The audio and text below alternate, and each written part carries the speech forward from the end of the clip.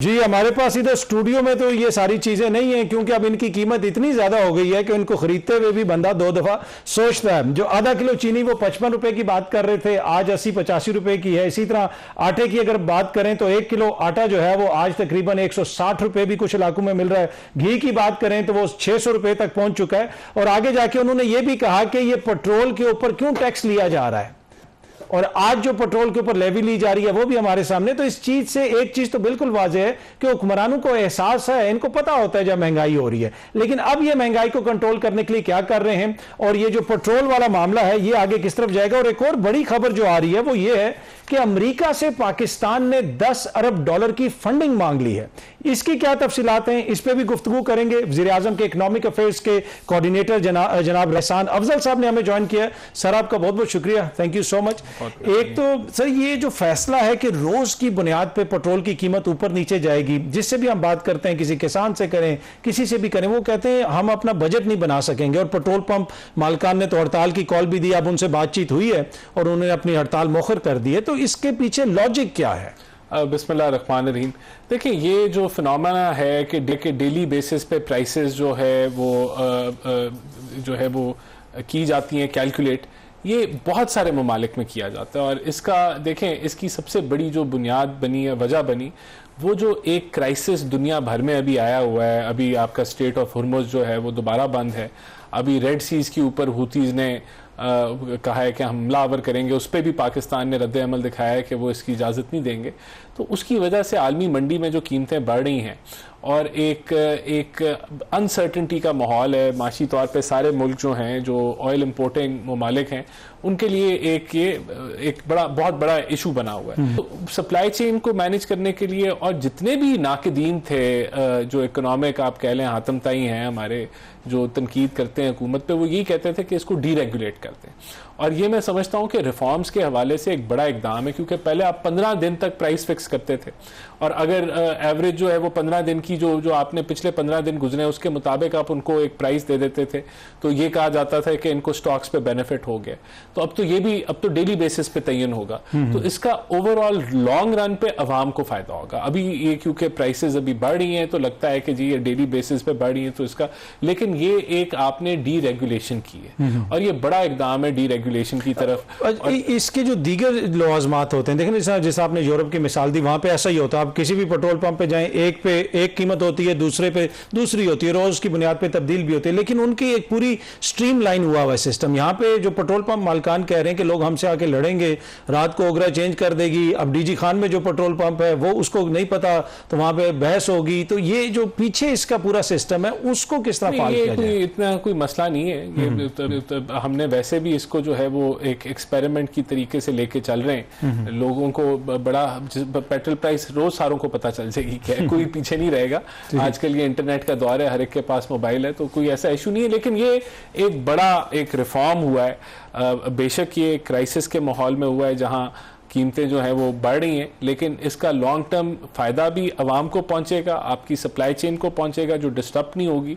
और ये जो है एक हिस्सा बन जाएगा। जो पेट्रोल पे सियासत की जाती थी ना, रोज हर हफ्ते जी बढ़ गई कीमत, कम हो गई, वो अब खत्म होगी। तो मैं समझता हूँ कि ये भी एक बड़ी चीज है कि एक ट्रांसपेरेंट मैकेनिज्म है प्राइस डिटरमिन करने का, कि वो डेली बेसिस पे होगा और ये सारी बहस ही खत्म हो जाएगी। अच्छा, ये जो खबर आ रही है, रॉयटर्स आज रिपोर्ट कर रहा है कि पाकिस्तान ने 10 अरब डॉलर का कोई फंड मांग लिया अमेरिका से, ताकि जो रिजर्व्स है हमारे उनको बूस्ट किया जा सके और जो दबाव पड़ता है वो ना पड़े। ये क्या प्लानिंग है, इसका क्या करना है? अभी इस हवाले से फाइनेंस मिनिस्ट्री ने कोई जो है वो प्रेस रिलीज नहीं की, और ना फॉरेन ऑफिस ने कोई इसके बारे से में किया है। हम भी आपकी तरह जो है इसको न्यूज़ में पढ़ रहे हैं। मैं आपको इस पर अपना पर्सनल ओपिनियन दे सकता हूँ। देखें, ये कहा जा रहा था कि इतनी डिप्लोमेसी पाकिस्तान कर रहा है तो पाकिस्तान को क्या फ़ायदा हो रहा है। तो डेफिनेटली अगर हम अमेरिका के आदी हैं, और ये पहली बात तो ये कि अगर ये दुरुस्त है तो ये एक शॉर्ट टर्म फिक्स है, ये कोई लॉन्ग टर्म प्लानिंग नहीं है। आप अगर रिजर्व लेके किसी ये से 5 साल का बताया जा रहा है, अगर आप किसी से बोरोइंग है ना, ये आप तो बोरो कर रहे हैं ना, it is like a financing, एक क्रेडिट फैसिलिटी है कि आपको 10 अरब वो प्लेस कर देंगे तो आपके रिजर्व्स बढ़ जाएंगे, तो पाकिस्तान की आउटलुक बेहतर हो जाएगी, आपके एक तरीके से एक मोर स्टेबल कंसिडर किया जाएगा, और ऑब्वियसली आप इसको यूटिलाइज भी कर सकते हैं फॉरेन एक्सचेंज की क्राइसिस में, या कोई अप डाउन होता है तो एक बफर 10 बिलियन का मिल जाएगा, सस्ता बफर होगा कमर्शियल बोरोइंग से। तो ये सारी चीजें देखें तो ये एक आपको फाइनेंशियल गेन है।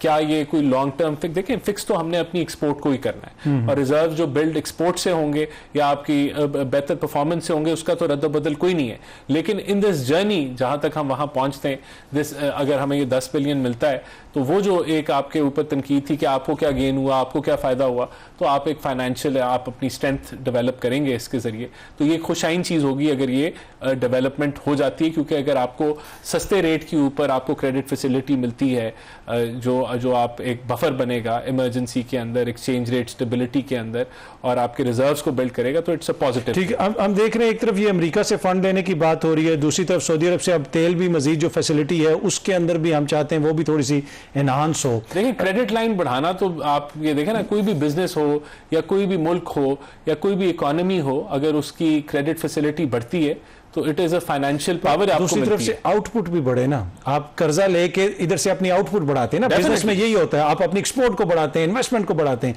इधर से कुछ नहीं है उधर से हम लिए जा रहे हैं। 16 अरब डॉलर तो हमने लिए दीगर ममालिक से IMF के अलावा गुज़िश्ता माली साल के दौरान, टारगेट हमारा 19 अरब वापस भी किया है ना, हमने वापस भी, ये ज्यादातर ये जो 16 या 19 मतलब जॉन से लेके पॉल को देखा। बिल्कुल इसी तरह, यू राइट।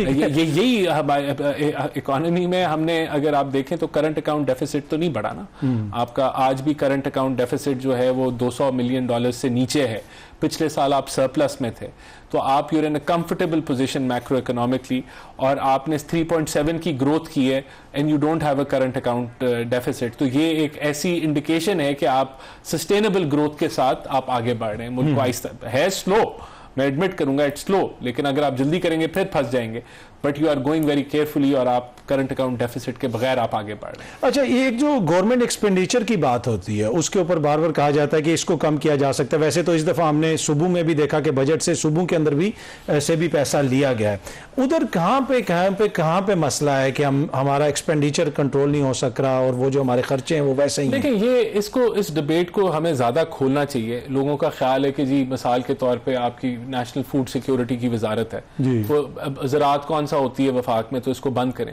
लेकिन उसका एक बड़ा कलीदी रोल है कि उसने फूड सिक्योरिटी के हिसाब से उसने एक्सपोर्ट इंपोर्ट को देखना है, उसने सूबों के साथ कोऑर्डिनेट करना है, और अगर आप उसको बंद भी, किसी भी वजारत को आप बंद कर लें तो कोई इसमें कोई बड़ा कोई आप सेविंग नहीं करेंगे। असल कहाँ जो है वो पैसा जा रहा है, जो वफाक, वो आपकी देखें, आप सब्सिडाइज रेट्स पे बिजली देते हैं 60% सार्फिन को, आप लाइफलाइन यूजर हैं 200 यूनिट से नीचे, आप गैस में जो एक आपका कह लें कि जो लोअर टैरिफ है आप उस पर बहुत बड़ी सब्सिडी देते हैं, आप बिस पे बहुत बड़ी सब्सिडी देते हैं, फिर आप जिस तरह कश्मीर हो गया, आपका GB हो गया, उधर वीट हो गया, आपका बिजली हो गई, आप उधर बहुत ज़्यादा सब्सिडीज देते हैं।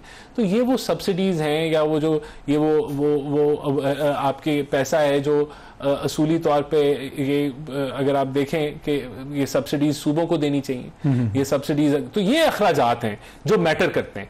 ये जो बातें, ये सुपरफिशियल बातें हैं कि आप वजारत बंद कर लेंगे तो 500 बंदा आपका, अब 500 बंदा होगा, एक मेरे ख्याल से कश्मीर की वजारत है, मुझे नहीं पता, मैं सिर्फ एस्टिमेट कर रहा हूँ, 200 बंदा होगा, 150 बंदा होगा, 500 बंदा होगा, तो उसको खत्म करेंगे तो आपके जो है ना वो तिनका बरादर पर भी फर्क नहीं पड़ेगा। तो ये कॉन्सेप्ट बड़ा अच्छा लगता है कहना है कि वजारतें बंद करते हैं तो फिर आपकी बचत हो जाएगी, लेकिन असल जो एक्सपेंडिचर जो है, जो जहां वफाक करती है, वो ये सब्सिडीज, ग्रांट्स और ये इन चीज़ों के अंदर है जो वफाक उठा रहा है, लेकिन लोग सूबों में उसको यूटिलाइज कर रहे हैं, और ये डिबेट कम होती है कि सूबे उसका जो है वो लोड उठाए। अच्छा, जब अगर आप सूबों की बात करें, NFC में हम देखते हैं कि पैसा सूबों को चला जाता है और वो पैसा जाके स्टक हो जाता है, चाहे लाहौर में, पेशावर में, कोयटा में, कराची में, नीचे पैसा नहीं जाता।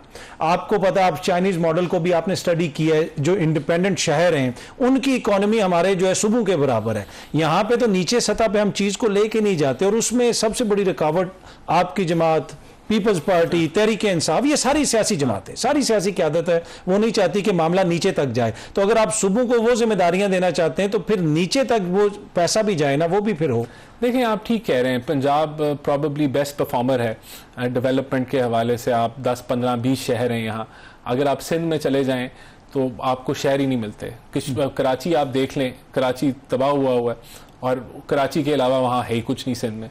बलूचिस्तान में इसी तरह, KPK में बहुत ज़्यादा जो है वो, आप पेशावर को निकाल लें तो वहाँ भी जो है, तो सूबों की कैपेसिटी भी नहीं है खर्चने की, और वो पैसा करप्शन की नज़र हो जाता है। ये सिंध की अगर बात करें या बलूचिस्तान या KPK के हवाले से, तो ये बिल्कुल वहाँ ये जो और डिस्क्रिशन है चीफ मिनिस्टर्स की कि वो जिसको मर्जी जिस मर्जी एरिया पे एलोकेट कर, बिल्कुल। तो ये डेफिनेटली ये बात होती है, और बहुत सारे पॉलिटिशियंस इसको रिपीट करते हैं कि जिस तरह डिविजन्स हैं उनको उनका हिस्सा मिलना चाहिए और फिर वो स्पेंड करें।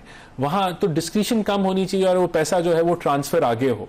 फिर कैपेसिटी भी चाहिए खर्चने की। वो कैपेसिटी कैसे बिल्ड होगी? वो लोकल बॉडी से बिल्ड होगी। अगर लोकल बॉडीज एग्जिस्ट ही नहीं करती तो फिर उनकी कैपेसिटी भी नहीं डेवलप होगी। तो ये फिर वहां जहां डिविजन्स को जाता है, फिर वहां से आगे टाउन्स को जाना चाहिए पैसा। तो ये दुनिया में ये चीजें एस्टैब्लिश हो चुकी हैं। हमें इधर पॉलिटिकल कंसेंसस की जरूरत है कि हम इन चीजों को करें। और देखें, बल्दियात जो है वो बहुत सारे मुल्कों में पार्टी लेस होता है। वहां मकसद ये होता है आपने गली नाली बनानी है, आपने सड़कें बनानी है, आपने पुलिस को देखना है। तो वो एक सोसाइटी का वो, उसमें सियासत नहीं होनी चाहिए, उसके अंदर डिलीवरी होनी चाहिए। तो ये डिस्कशन होनी चाहिए। लेकिन ये आप सही कह रहे हैं कि चाइना का जो मॉडल है वहां तो मईशत जो है वो टाउन का सब्जेक्ट है, एक्सपोर्ट जो है वो टाउन का सब्जेक्ट है। यानी कि टाउन क्या होता है, 1 लाख बंदा होता है टाउन में, और वो आप उसके मेयर से मिलेंगे तो कहेगा मेरी GDP इतनी है, मेरी एक्सपोर्ट इतनी है। यहाँ एक्सपोर्ट, मईशत, कॉमर्स जो है वो वफाक का सब्जेक्ट है। और ये चीजें सूबे तक डिवॉल्व नहीं हुई, ये चीजें डिविजन, डिस्ट्रिक्ट्स तक डिवॉल्व नहीं हुई। जो आपका DC है या कमिश्नर है, उसकी जॉब क्या है? उसकी जॉब है कि उसने फैक्ट्री को पेनलाइज करना है एनवायरनमेंट के ऊपर, सोशल सिक्योरिटी, EOBI के ऊपर, उसने पेनलाइज करना है आपका प्रॉपर्टी टैक्स के ऊपर, एक्साइज के ऊपर। लेकिन उसने कोई उसकी जो फैक्ट्री को, जो उसके एरिया में फैक्ट्रीज हैं उनको इनेबल नहीं करना, उसने उनको एक्सपैंड नहीं करना, क्योंकि उसकी जिम्मेदारी नहीं है। तो ये एक स्ट्रक्चरल फ्लॉ है पाकिस्तान की गवर्नेंस में कि हमारी जो प्रोविंसेस हैं वो उस तरीके से बराह रास्त मईशत के लिए रिस्पॉन्सिबल नहीं है। ये होना चाहिए, ये लाजिम है। अच्छा, आखिर में जरा ये जो महंगाई वाली चीज है, पेट्रोल की कीमतें जब पहले भी ऊपर गई थी, डीजल पेट्रोल काफी ऊपर गया, कीमतें ऊपर गई, कुछ कीमतें नीचे आ गई, कुछ अभी भी ऊपर हैं। तो ये महंगाई क्या हुकूमत डिस्कस करती है? आप लोग आपस में जब वज़ीर आज़म के साथ बैठते हैं, डिस्कस होता है कि लोग मुश्किल में महंगाई? देखिए, प्लानिंग के पास price control, price monitoring committee है, और प्लानिंग हर महीने जो है, मिनिस्ट्री ऑफ प्लानिंग जिसको एहसन इकबाल साहब चेयर करते हैं, इसके अंदर मुख्तलिफ वजारतें हैं, फाइनेंस मिनिस्ट्री है, कॉमर्स है और दीगर वजारतें हैं, तकरीबन सारी गवर्नमेंट है, प्रोविंशियल गवर्नमेंट उसका हिस्सा है। वो हर महीने रिव्यू किया जाता है प्राइसेस को, और इसको वॉच किया जाता है, और फिर आप हदायत करते हैं कि, लेकिन क्योंकि ये एक मार्केट बेस्ड इकोनॉमी है, मार्केट मैकेनिज्म्स हैं, तो वो बहुत सारी चीज़ें मार्केट डिटर्मिन करती है विद टाइम, और वो चीज़ें ट्रिकल आउट होने में लैग हो जाता है। लेकिन अभी तो we are in a crisis. हम देखें, इस जंग की वजह से दुनिया क्राइसिस में। तो सर, पिछले साल कौन से हम नॉर्वे थे? पिछले साल भी तो यही, ये जंग तो आप लोगों को लगता है ऐसे है कि आपके लिए सियासी ब्लेसिंग बन गई है जंग, कि बस हर चीज को आप जंग के खाते में डाल रहे हैं। साहब, ऐसा नहीं है। देखें, ये अगर आपकी एनर्जी कॉस्ट ऊपर चली जाए तो मुल्क सफ़र करते हैं, आवाम सफ़र करती है। इस वक्त इसकी वजह से जो प्रेशर यूरोपियन इकोनॉमी पे है, जो अमेरिकन इकोनॉमी, आप बॉन्ड मार्केट को स्टडी कर लें, बॉन्ड मार्केट पे बड़ा प्रेशर है, लोग अपने बॉन्ड्स को बेच रहे हैं, और US ट्रेजरी जो है वो उसके ऊपर। तो ये देखें, it is a global crisis से हम गुजर रहे हैं, ये कोई आसान वक्त नहीं है। तेल की कीमतें बढ़ रही हैं, और बिल्कुल हमारा देखें, एक तरफ हमारा अफगानिस्तान का बॉर्डर बंद है नेशनल सिक्योरिटी की वजह से, हम दहशतगर्दी को वहाँ काबू करना चाह रहे हैं। दूसरी तरफ से जो कश्मीर है वो, उसकी सिचुएशन आपके सामने है।